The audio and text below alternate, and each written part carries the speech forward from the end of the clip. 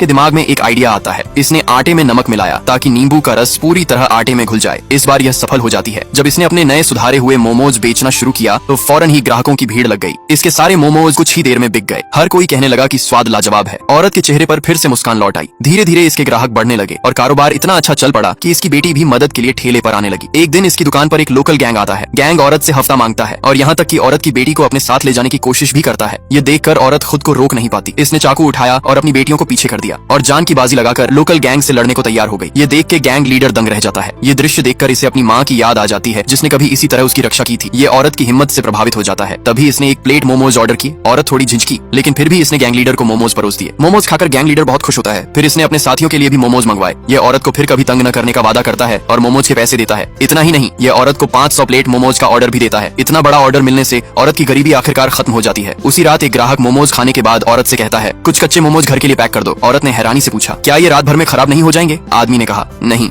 मेरे पास घर में फ्रिज है, वहाँ मोमोज फ्रेश रहेंगे और जब भी मेरा मन करेगा मैं इन्हें पकाकर खा लूंगा। ये सुन के औरत के दिमाग में एक आइडिया आता है। अगले दिन से अब वह सिर्फ पके हुए मोमोज नहीं बल्कि कच्चे मोमोज भी पैक करके बेचना शुरू कर देती है। धीरे धीरे इसका कारोबार और भी फलने फूलने लगता है। इसके ठेले के सामने ग्राहकों की लंबी लाइनें लगने लग जाती हैं। फिर तो हालत ये हो गई कि यह घर पर अकेले मोमोज नहीं बना पाती थी। इसलिए इसने एक फैक्ट्री खोल ली और कई लोगों को काम पर रख लिया। आखिरकार इसके मोमोज न सिर्फ उसके शहर में बल्कि विदेशों तक पहुंच गए।